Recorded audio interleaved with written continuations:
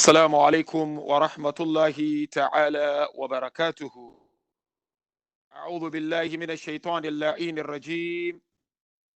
بفضل بسم الله الرحمن الرحيم.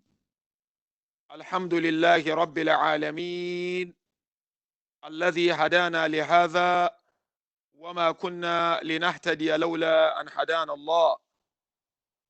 ثم الصلاة والسلام على أشرف الأنبياء والمرسلين الذي سمي في السماء بأحمد وفي الأراضين بأبي القاسم المصطفى محمد.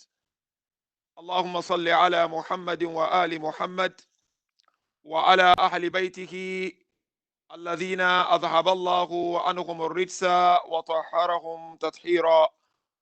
اللهم صل على محمد وآل محمد وعجل فرجهم. قال الله تبارك وتعالى في كتابه الكريم: أعوذ بالله من الشيطان اللعين الرجيم. بفضل بسم الله الرحمن الرحيم. إنما يريد الله ليذهب عنكم الرجس أهل البيت ويطهركم تطهيرا. اللهم صل على محمد وآل محمد. آمنا بالله صدق الله العلي العظيم.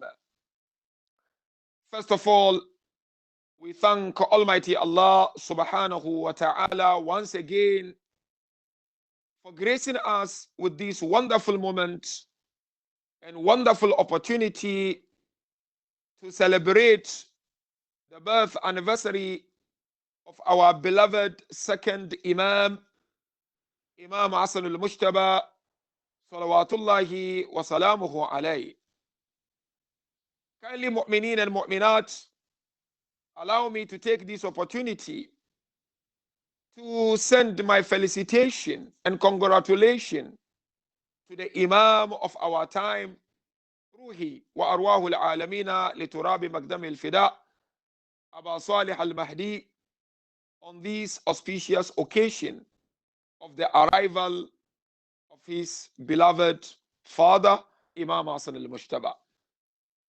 And secondly, allow me to send my congratulations to our great scholars, our maraja, to those people who are out there trying their level best to reach out to those who are in need, and to Muslim Ummah on this auspicious occasion of the birth of Imam Hasan alayhi salam. And thirdly, congratulations to each and every one of you, and special congratulations to Imam Hasan Center.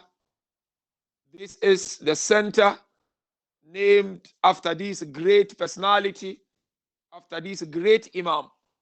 So allow me to express my felicitation to each and every one of you on this beautiful and auspicious occasion. I have no doubt in my mind, on a night like this, you will all wish to be at Imam Hasan Center celebrating his arrival to this world.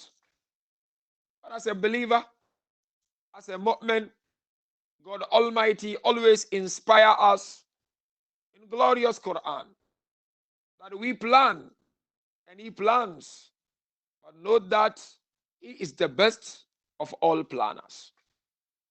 So it is by Allah's plan that tonight we are celebrating the birth anniversary of Imam Hasan al-Mujtaba in the comfort of our homes.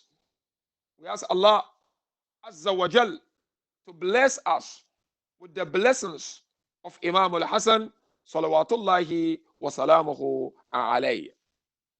Now the verse I've just quoted, mu'mineen and mu'minat, this is a known verse to all of us.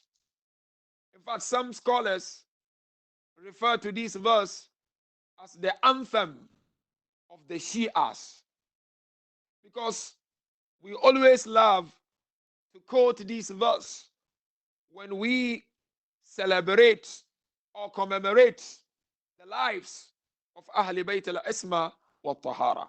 That is Quran 33 verse 33.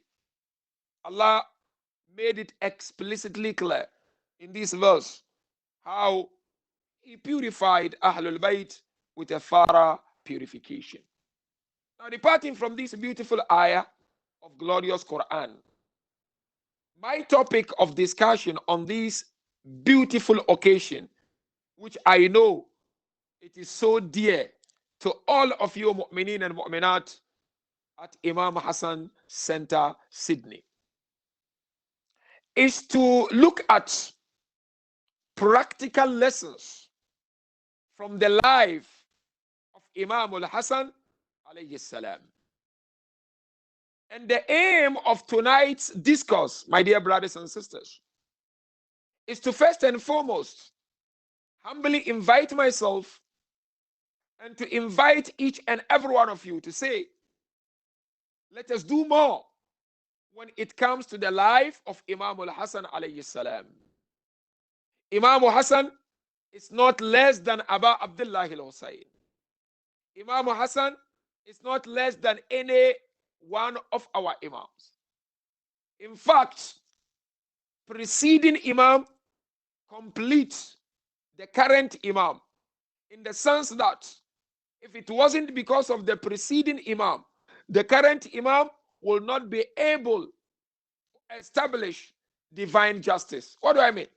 If it wasn't because of Rasulullah, Imam Ali alayhi salam was not going to find it easy. And it was not going to make it, or it was not going to be possible for Amir al-Mu'mineen alayhi salam. Likewise, if it wasn't because of Imam Amir al-Mu'mineen, it wasn't going to be possible for Imam al-Hasan. Again, if it wasn't because of Imam al-Hasan and his approach and decisions, Abu Abdullah al-Husayn alayhi salam was not going to find it easy. And go on and go on and go on up to our beloved 12th Imam. So lessons from the life of Imam al-Hasan alayhi salam. And I want each and every one of us tonight to pledge Imam Sahib al-Asr wa Zaman that, Ya Aba Salih al-Mahdi, I am celebrating the birth anniversary of Imam al-Hasan. And I'm pledging you tonight that I'm going to take one particular lesson from the life of Imam al-Hasan and seek to implement it in my life. Let us try to do that, my dear brothers and sisters. You will make Allah happy, you will make Rasul happy, and you will make Ahlul Bayt alayhim salatu wassalam happy. My examination will be of the following stages. The first stage is to look at how Amirul Mu'mineen and Bibi Fatima alayhim salam instilled the values in Imam al-Hasan alayhi salam. And then the second stage of my examination is to look at how Imam al-Hasan alayhi salam implemented those values he learned from Imam Amir al-Mu'mineen and Bibi Fatima alayhim salam. So kindly pay attention. And you know very well, Imam Hasan alayhi salam was the first grandson of Rasulullah. And in fact, the Holy Prophet would not call him my grandson. He would call him and Hussein my sons. And you know, as a grandfather, the first grandchild you were blessed with brought a lot of joy and happiness to the family, isn't it? Very important. Imam Hasan alayhi salam, when he arrived in this world, he made Rasulullah and Fatima al-Zahra happy. It was joyous atmosphere in the house of Rasulullah sallallahu alayhi wa alihi wa sallam.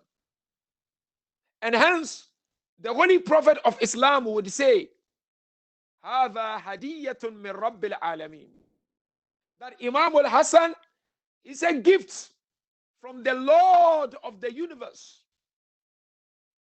And again, Ahlul Bayt alayhim salam would refer to Imam al-Hasan as Yusuf Ali Muhammad.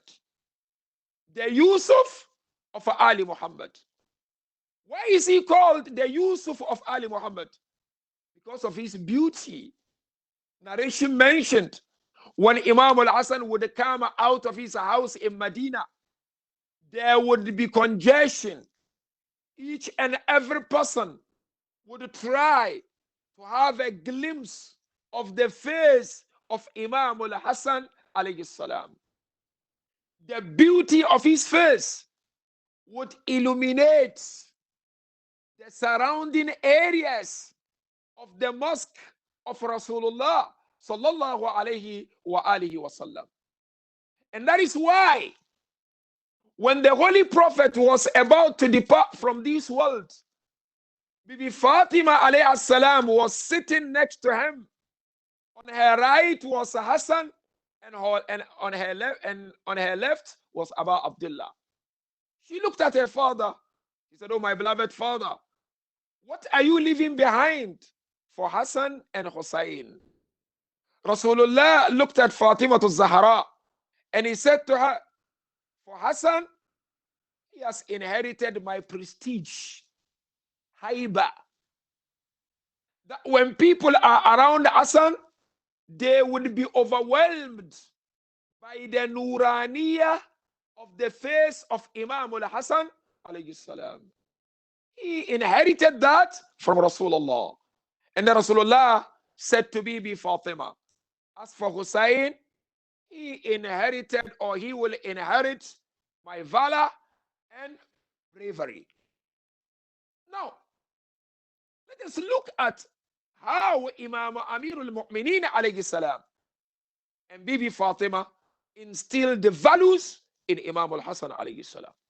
Kindly, brothers and sisters, pay attention, especially young parents amongst us. Because today, one of the biggest challenge that young parents are faced with is tarbiyah, instilling Islamic values in our children. And I and you know very well, our children are Allah's amanat in our hands. And we will be questioned on how we raise our children. And Islam makes it very clear, whoever is determined to give his child the best upbringing, you have to first instill tarbiyah in that child before tanmiyah. Tarbiyah meaning what? Upbringing. Tanmiyah meaning what? Development. What is development? I want you to become a doctor. I want you to become a nurse. I want you to become an engineer. I want you to become a computer guru. I want you to become, that's good. These are developments. Islam says before you instill the love of development in your children, instill the love of Allah, Rasulullah, Quran, and Ahl al-Bayt in them. And that's exactly what Amir al-Mu'mineen did when it comes to raising his children. You know, one day, Imam Ali alayhi salam was sitting with Imam al-Hasan. And he looked at Imam al-Hasan and he said to him, Rasulullah said, قلب الحدث كالأرض الخالية كلما ألقي فيها شيء قبلته. Allahu Akbar. That Rasulullah mentioned, the heart of a young person is like a fertile soil. Whatever you put in, you plant in, you sow in, it will grow. Then you know what Imam Ali said to Imam Hasan? فَبَادَرْتُكَ بِالْأَدَبِ قَبْلَ أَنْ يَكْسُو قَلْبُكَ وَيَنْشَغِلُ لُبُّكَ. He said, "Oh Hassan, I rushed in instilling discipline in you before your mind becomes busy." The first thing that Amir al-Mu'mineen instilled in Imam al-Hasan is a discipline. Manners. What is a discipline? What is manners? How to talk, how to eat, how to relate to elders, how to relate to your peers. cleanliness. These are what Islam calls manners. Amir al-Mu'mineen instilled manners in Imam Hasan alayhi salam. He said, I jumped in instilling manners in you before your mind is preoccupied. So that's the first value he instilled in him, manners or discipline. I hope and pray young parents are following me and listening attentively. We are celebrating the life of this great personality. The essence of celebration is to take a lesson from him and use those lessons to paint our lives with. Let the lessons we learn from Ahlul Bayt become the colors that we color ourselves. Let the lessons we learn from them become means of our beautification in the society, on our social media platforms, and wherever we find ourselves. Second lesson, Imam Amir al-Mu'mineen, or values he instilled in Imam Hasan is intellectual values. What is intellectual values? Knowledge. Amir al-Mu'mineen salawatullahi wa salamuhu alayhi and Bibi Fatima, they would always send the Imam Hasan to the mosque of Rasulullah. For what? They would say to Hassan and Hussein, when you go to the mosque, sit next to your grandfather and listen to the recitation of the verses of glorious Quran and listen to the interpretations and commentaries. Because when you come back home, Bibi Fatima and Amir al-Mu'mineen would say to their sons, we will ask you to recite and explain to us what you learn from the mosque of Rasulullah. So to send your children to madrasa is the sunnah of Rasulullah. Bibi Fatima would send Imam al-Hasan. Imam al-Hasan alayhi salam is ma'soom. But why would they send them to the mosque of Rasulullah to learn from the oceans of the knowledge or the treasures of the knowledge of Rasulullah? Is to inspire me and to inspire you to say, you can only be independent when you have knowledge. You are a slave if you do not have knowledge, or if you do not understand the reason as to why you do what you do in life and in Islam in particular. So it's very important as parents to be particular when it comes to knowledge acquisition for our children. No teacher limit, no gender limit, no space limit. It's so important that Imam Ali alayhi salam led the way when it comes to teaching his children knowledge. Imam Hasan is the name of our center. Let's color the center with Imam al-Hasan. And I know Imam Hasan is so dear to all of you. One day, Imam al-Hasan alayhi salam came back from the mosque of Rasulullah from Quran recitation. And then Bibi Fatima called him. She said, Ya Hasan, come sit next to me. Recite what you have learned from the mosque of my beloved father. Imam al-Hasan began to recite verses of Quran and began to explain to his mother what he learned from the mosque. Amir al-Mu'mineen came and stood behind Imam Hasan and he was listening attentively. All of a sudden, Imam Hasan stopped. Bibi Fatima looked at him and said, Oh Hasan, why have you stopped reciting Quran? He said, no, the teacher of Quran is standing behind me and I cannot recite when the teacher of Quran is here with me. And that is Amir al-Mu'mineen alayhi salam. That's number 2 value. Third value that Imam Amir al-Mu'mineen instilled in Imam al-Hasan alayhi salam is ethical value, social ethics. It's so important to instill in our children how to relate to people and how to interact in the society. It's so important. And you know very well, the essence of religion is what? It's to establish 3 relationships, isn't it? relationship with heaven, relationship with earth, and relationship with human beings. That's the essence of religion, to establish these three major relationships.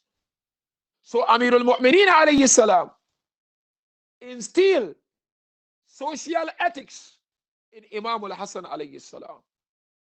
And you know very well that example we often quote, that Imam al-Hasan and Hussein weren't well. And Amirul Mu'mineen pledged to Allah, Nazar, that Ya Allah, when my children are cured, I will fast 3 days to thank you. Bibi Fatima said, I will also do. All the children decided to join the parents. Now, Hasanain were cured and they began to fast. You know it. I'm just trying to indicate that there is social lesson from this event for us to take home. They were cured. Breaking their fast on the first night, Maskeen comes. Some said it was an angel. Al-Muhim. Second night again, third night again. Allah revealed the verse from glorious Quran. In fact, verses from Yufuna bin Nadhr up to Innama nut'imukum liwajhillah la nuridu minkum jaza'an wala shukura. We feed you for the sake of Allah. We do not desire reward or thankfulness from any one of you. Imam Ali alayhi salam and Bibi Fatima, they did that to instill love of human being in the hearts of Imam al-Hasan. And as scholars mentioned, you go to Allah through people and you go to people through Allah. You cannot do without Allah. And at the same time, you cannot do without people. You can't isolate yourself. You are a social being. You are created in such a way that you have to love and to be loved. You have to respect and to be respected. You have to reach out and to be reached out to. You have to understand and to be understood. You are social by nature. We go to Allah through people, and we go to people through Allah. Amirul Mu'mineen salawatullahi wa salamuhu alayh instill the love of human beings and humanity in Imam al-Hasan and Imam al-Husayn alayhi salam. And you know what? Parents, the best formula of upbringing are these formulas. That's one thing we get from all these three things I mentioned. That you teach and upbring your children in an indirect way, not direct way. Direct way is not that effective, although we cannot ignore it. What is direct way is what I'm doing now. I'm teaching, I'm lecturing, I'm preaching. What is indirect way is for you to see what I preach in me. That is more effective than me preaching. As parents, if you want to be effective trainer to your children, let them see you practicing those values in your lives. You want your daughter to wear hijab? Let her see you wearing hijab. You don't have to talk. You want your daughter to go to the mosque and take mosque seriously when the lockdown is over? Let them see you going. They will complain, I don't want to go. Don't worry. Eventually, they will follow suit. You want your daughter to love Imam al-Hasan alayhi salam or your son? Let them see you loving Imam al-Hasan. Like tonight is the birth of Imam Hasan. Decorate your house. Yes, we are not in the mosque. Decorate it. Play some mankabat after this majlis. Sit together with your children. Listen to the majlis on the fada'il of Imam al-Hasan alayhi salam. Lead by example. That is what scholars call indirect way of upbringing. Let them see you reciting Quran or joining the Quran Khani. They will follow suit. No point. You tell them do and you don't do, as they said. You don't preach virtue and practice vice. So Imam Ali and Sayyidah Fatima alayhi salam, they led their children by example. Now let's come to the last stage of my examination. How Imam Hasan alayhi salam practically implemented the values he learned from his beloved father, Amir al-Mu'mineen alayhi salam. Because you cannot keep the values in your heart. The values we learn must be translated in actions. We have internal existence and we have external existence. First, you have them in.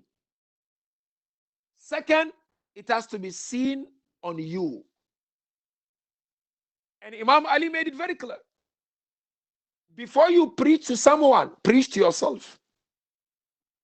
Before you tell someone, do something, you start doing it yourself.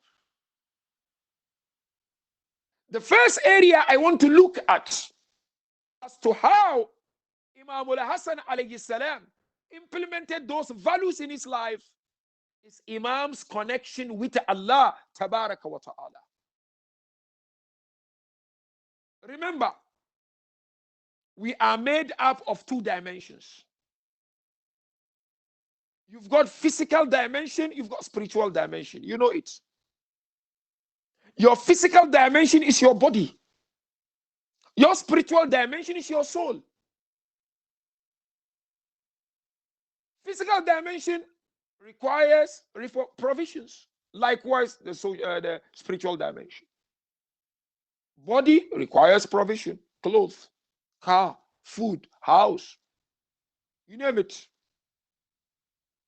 Your soul requires nothing but God.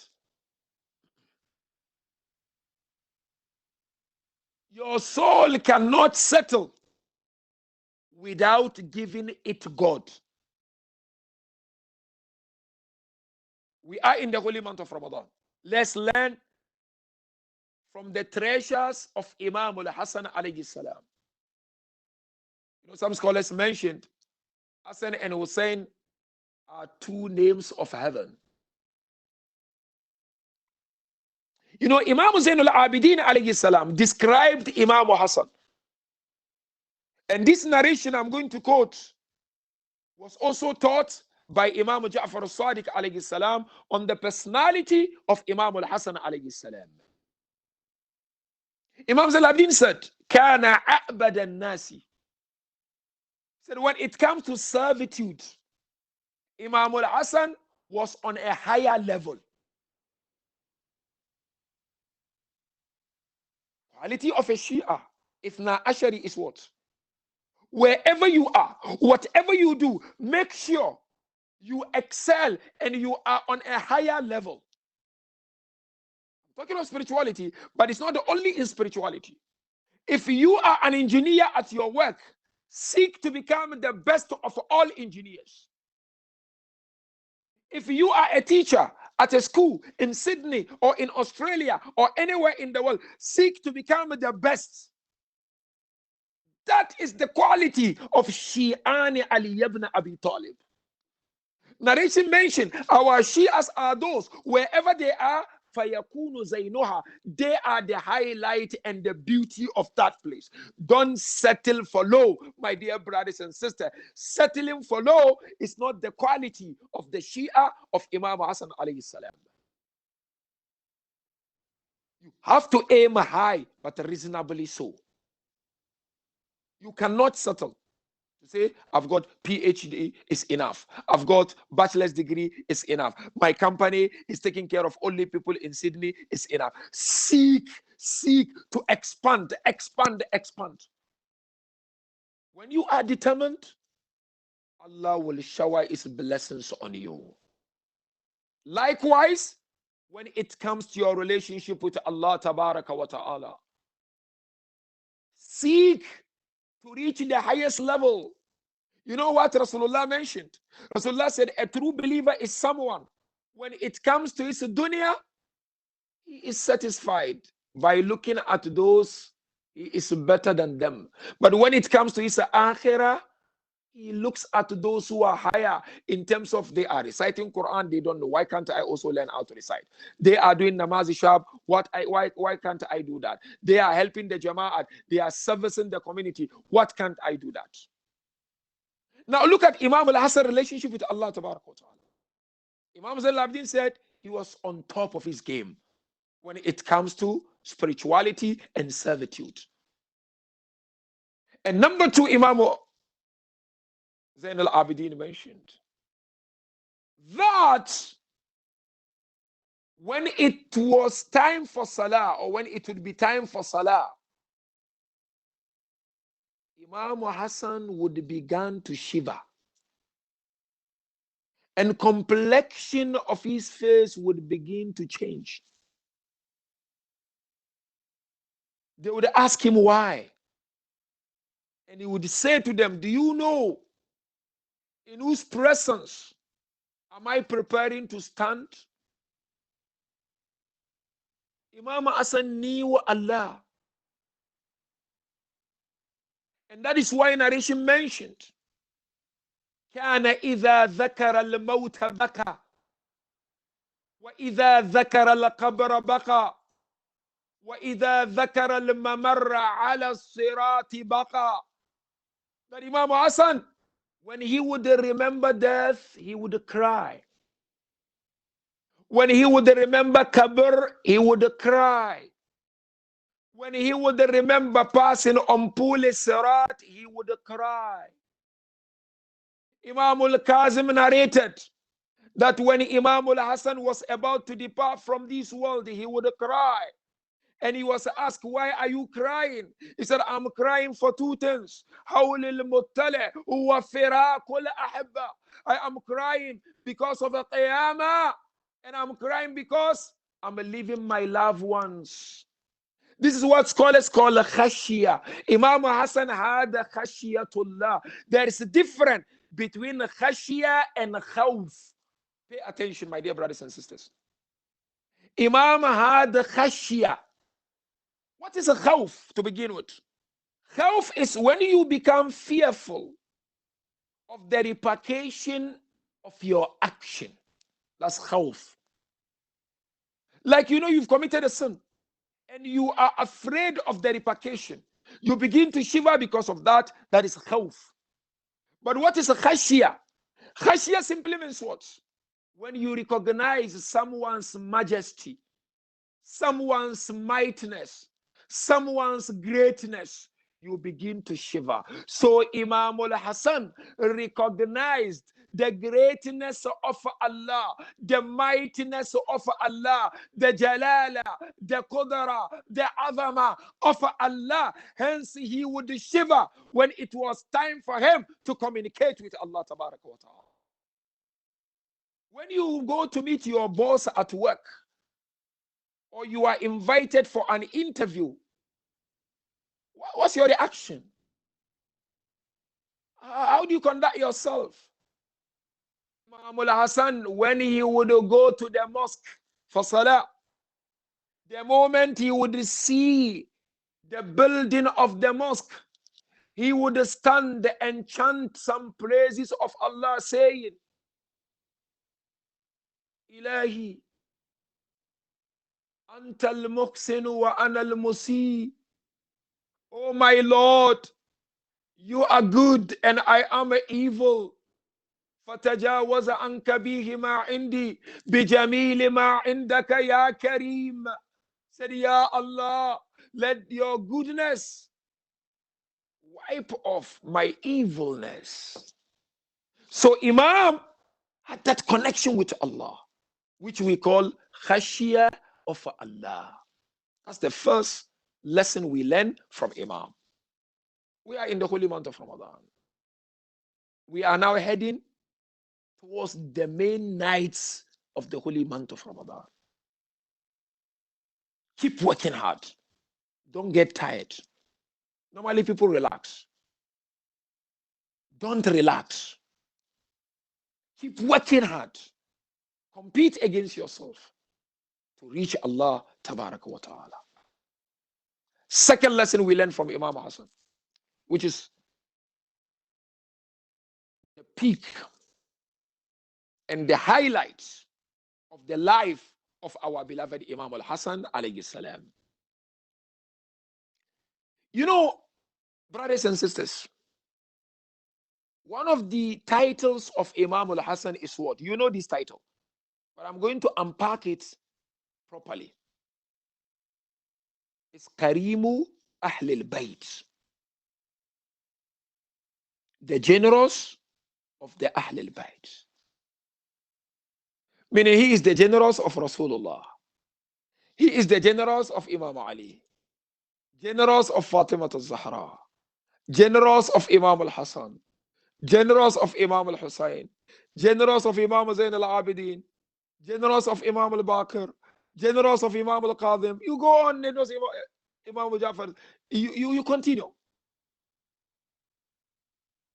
Why is he referred to as Karimu Ahlil Bayt? Was it because Imam was giving a lot of money to people and doing a lot of charity? Or no, there was a reason for that. No doubt, all our Imams were generous, without a shadow of doubt. But sometimes we look at the highlight of the life of a particular Imam, and then we call that Imam by that highlight. Generosity was the highlight of the life of Imam al-Hasan alayhi salam. It's very sad. Today you find some people who want to undermine the personality of Imam al-Hasan alayhi salam. Very sad. Imam al-Hasan alayhi salam, my dear brothers and sisters, was called or is called the Karimu Ahlul Bayt, not because he gave a lot of money to people and he reached out to people. That may be one of the reasons, but that's not the main reason. Because you see, in life, when you donate, there are two things one can extract from your donation. Like Imam Hasan Center, when you donate money, I can extract two things from your donation. Number one, it's either your donation to someone who deserves it, or your donation is to someone who does not deserve it. If your donation is to someone who deserves it, then excellent. If your donation is to someone who does not deserve it, it's israf. Now come to Imam al-Hasan alayhi salam. There is something I want to deduce here. Kindly pay attention. If he donated to someone who does not deserve or who did not deserve, it's israf. And Imam will never do israf. Fine. And if Imam donated to someone who deserved it, that's fine. Islam, Quran doesn't call it generosity. Quran says in your wealth, there is the right of those who ask you and those who have not asked you. So Imam giving the money to those who deserve, it was their right. This is Quran 51 verse 19. وَفِي أَمْوَالِهِمْ حَقٌّ لِلسَّائِلِ وَالْمَحْرُومِ. Said in your wealth, there is the right of those who ask and the right of those who do not ask because of sharm. So Imam is called the Karimu Ahlul Bayt, not simply because Imam donated a lot of money. Yes, that is one angle I mentioned. Imam, even one moment, he divided his money into two. He said one for Allah and one for himself. But even the one for himself, he ended up giving it to everybody who would come to him. Imam would not wait for someone to ask. The moment he would see someone, he would realize that the person needed and he would give. Was this the reason why it's called Karimu Ahlul Bayt? I said, no. Wait. To understand the reason as to why Imam al-Hasan is called the Karimu Ahlul Bayt, I want to mention two things here. Kindly pay attention. First one is our need in life for social status. Second thing I would mention, is it possible for us to sacrifice our social status or not, Islamically? The first one is our need for social status. You know, in life, each and every person has three major needs. And these needs are natural. The first need is our need for peace and tranquility. There is no human being who does not need peace in his or her life. We all need peace. That's why we have interfaith. That's why we have interfaith. That's why we reach out to people. That's why we've got relationship with non-Muslims, not Shias. That's why we pray for peace across the globe. It's a natural need. We need peace. We cannot do without peace. The second natural need is what? Al-hajatu ila al-intima, our need to belong to a family, to belong to a society, to belong to a community is a need. That's why you all belong to Imam Hasan Center. It's a natural need. I expounded earlier on. If you are to be alone in the cocoon of your home, alone, without going out to socialize, it is very cold. It is boring. It is natural that I belong to sort of people, group, family, those that I can talk to, those that I can confide with. The third need is our need for social status. What does it mean? I need to be recognized sometimes by my community, by my family, by my friends. I need to be cherished. I need to be thanked. And Quran makes it very clear, isn't it? وَلَكَدْ كَرَّمْنَا بَنِي آدَمَ.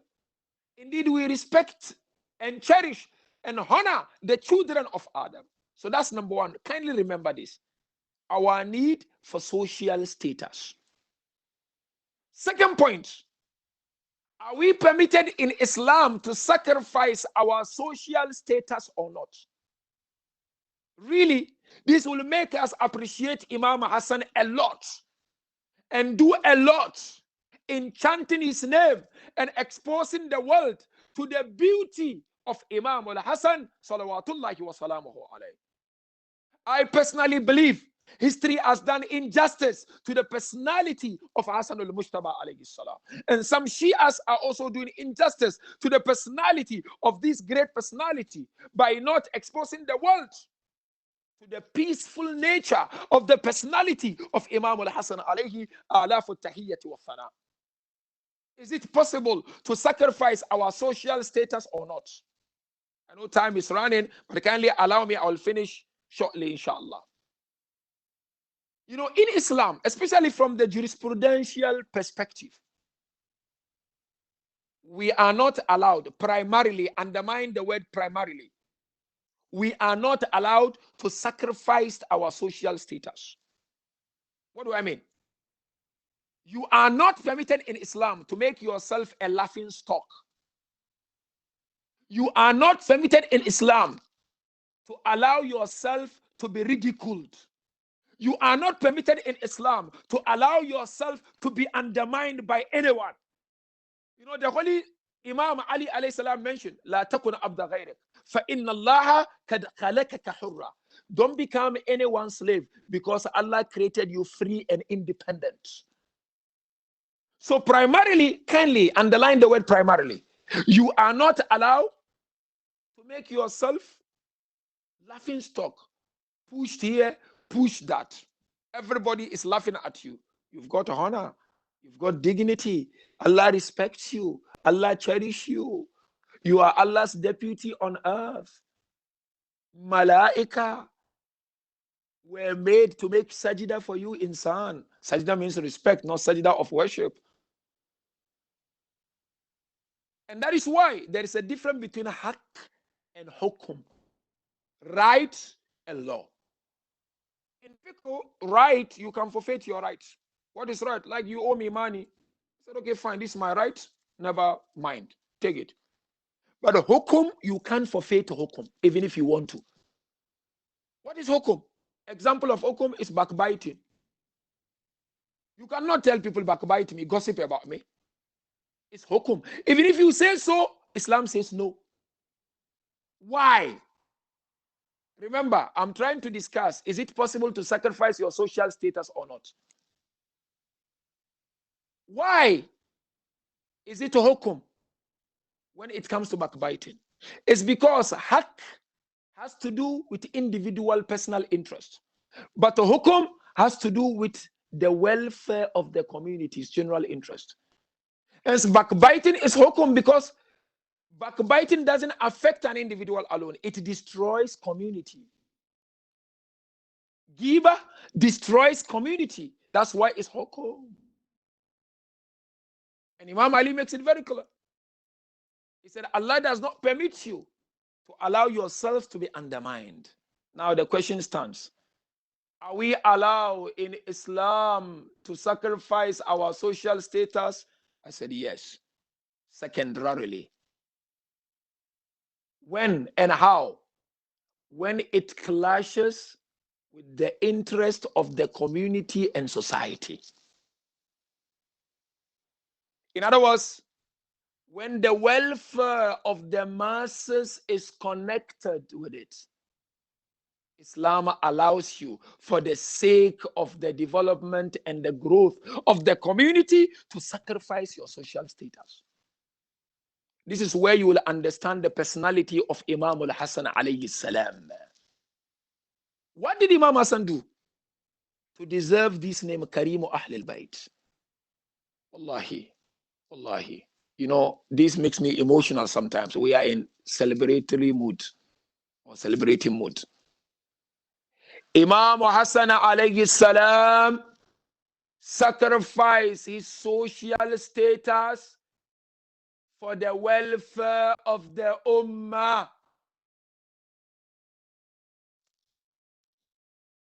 He knew some were going to ridicule him internally and externally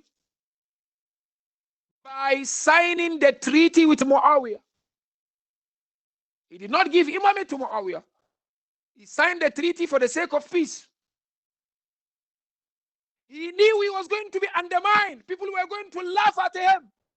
He is Imam, he knew. But Imam went ahead to sign that treaty. He sacrificed his personal social status for the status of the Ummah. How was he ridiculed after that? Externally, meaning those who were his enemies came to him and they said, Ashrakta kama ashraka abuka min qabl.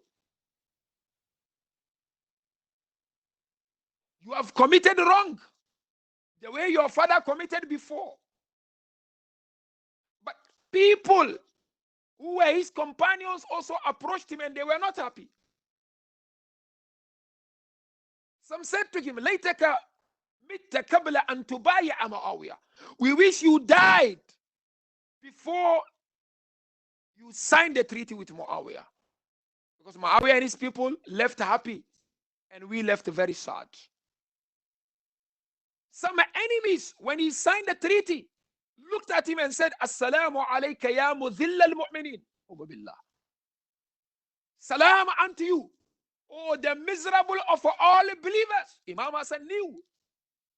But why did he sign the treaty? Because of the affairs of the Ummah. The Holy Prophet of Islam signed the Treaty of Hudaybiyah because of the affairs of the Ummah. So Imam Hasan followed the Quran and the Sunnah of Rasulullah. Why he signed the treaty? When Hijr ibn Adi al-Kindi and Umar ibn Hamak al-Khuzai, two companions of Imam Ali, and they became companions of Imam al-Hasan, they came to him and they asked him, why did you sign the treaty with Muawiyah? What was his response? Beautiful response. Can you pay attention to this response? He said, number one, I don't want blood of anyone to be shed. Number two, I want this religion to remain dignified and honored or honorable. But then number three, you know what he said? He said, my disagreement with Muawiyah is definitely my right. But I signed this treaty لِإِصْلَاحِ أَمْرِ الْأُمَّةِ, to reform the affairs of the Ummah. The same thing Imam Hasan mentioned in Karbala. He said, إِنِّي لَمْ أَخْرُجُ أَشَرًا ولا بطرا ولا رياء ولا مفسدا إنما خرجت لطلب الإصلاح في أمة جدي. Imam Hussein said the same thing. He said, my uprising is not for mischievous reason. You know it. At the end, Imam Hasan said what? I am out seeking reformation of the Ummah of my grandfather. The same thing Imam Hasan said, I signed a treaty with Muawiyah to reform the affairs of the Ummah. Imam Ali mentioned the same thing while he was in Kufa. He said, La usalimanna ma salimat umurul muslimin. I will be at peace and I will spread peace so long as the affairs of the Ummah is at peace. So Imam Hasan's sacrifice is not less sacrifice compared to the sacrifice of Abu Abdullah al-Husayn alayhi salam.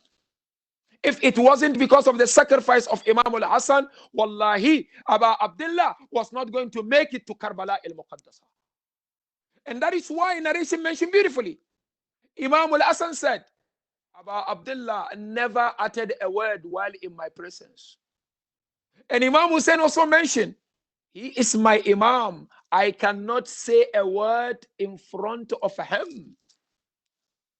So that's why we believe Ahl al-Bayt are silsilatul Zahabiyah. They are golden chain. So get it. Why is he called Kareem Ahl al-Bayt alayhim salam? He is called the Kareem Ahl al-Bayt because he sacrificed his social status for the sake of each and every one of us. Is that easy? Think about it. Wallah, it's not easy. Our small communities, when your personality is sort of being dented sometimes, how do you feel? Wallah, it's not easy. It's not easy. Excuse me. In fact, sacrifice going to the battlefield is much easier than sacrificing your social status. Wallahi. Because they went to the battle, they died, finished. But now I've sacrificed my social status, I'm still living. I'm still living. I know people are going to laugh at me, but I did it for the sake of the Ummah. So he is Kareemu Ahl al-Bayt. Last but not least, to conclude the discussion, Imam Hasan had a big heart. His heart was big, was great. I'm not talking of his generosity here. I'm talking of something else, which is studied in psychology, and Islam discusses it. You know, in psychology, we've got at least 3 major schools, or astaghfirullah, 4 major schools. We've got ethical school, which they call as-suluqiyya, and we've got analytical school in psychology, and we've got personal development school, and we've got a human school. My point is on personal development school.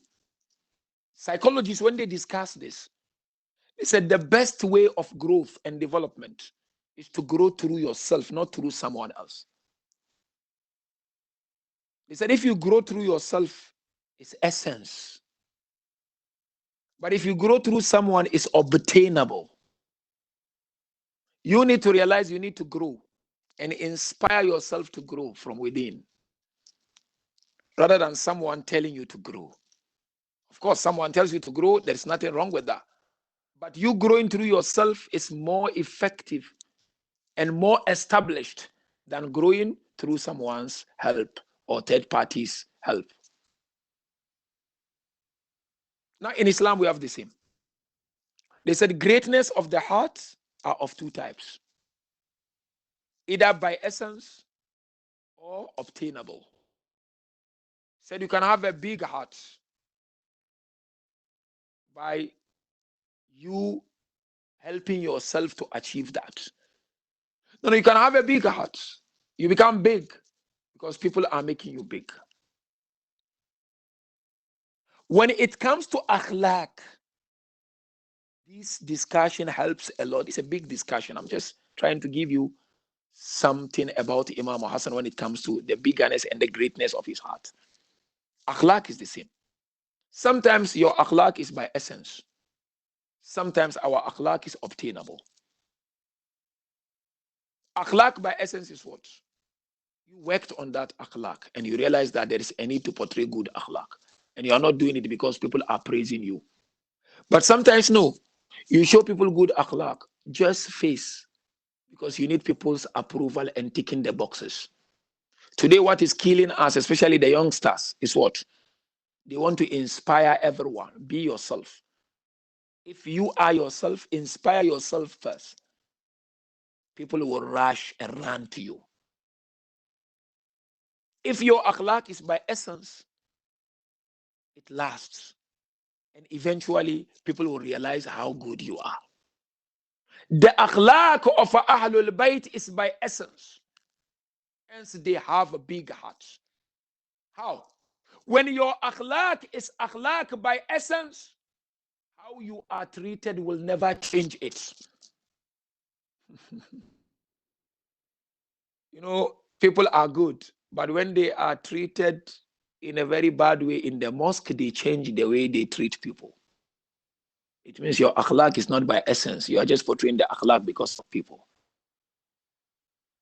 Imam Hasan had a big heart. A man came from Sham. He saw Imam Hasan in Medina. He began to abuse the personality of Imam al-Hasan. Left and right. Imam Hasan looked at him. He said, I think you are a stranger. Or you are mistaking me with someone else. Then Imam looked at him and said, oh man, are you in need of something? Be rest assured, I'm more than willing to offer. Do you need food? I am here to offer you. Do you need water? I am here to offer you. Whatever you need, I am here to offer you. Imam invited the man. The man joined him in the house. Imam took care of the man. Eventually, the akhlaq of the man changed from being evil to good. And he said, indeed, I know Allah knows where he put his message. Yani the way the man ridiculed Imam al-Hasan did not change the akhlaq of Imam al-Hasan. That's what Islam called having a big heart. Yes, literally to have a big heart meaning what? To donate unconditional. That's fine. But technically to have a big heart means what? Your attitude and akhlaq never changed, irrespective of how you are treated. Whether you are appreciated or not, it doesn't matter. Your akhlaq is your akhlaq. You are good everywhere, with enemies, with lovers, with families, with those you do not know, and the first time you are meeting them. So therefore, my dear brothers and sisters, as we celebrate the life of this great personality, I take this opportunity once again to congratulate each and every one of you and to say, let us pledge the Imam of our time that we're going to try our level best to take a lesson or two from the life of Imam al-Hasan alayhi salam and to seek to implement this lesson or lessons in our lives. Once again, Khoshali Mubarak to each and every one of you. And may Allah bless your souls and make us worthy of being true lovers and followers of Imam al-Hasan alayhi salam. Sallallahu ala Muhammadin wa alihi at-tayyibin at-tahirin. Salli ala Muhammad wa ali Muhammad.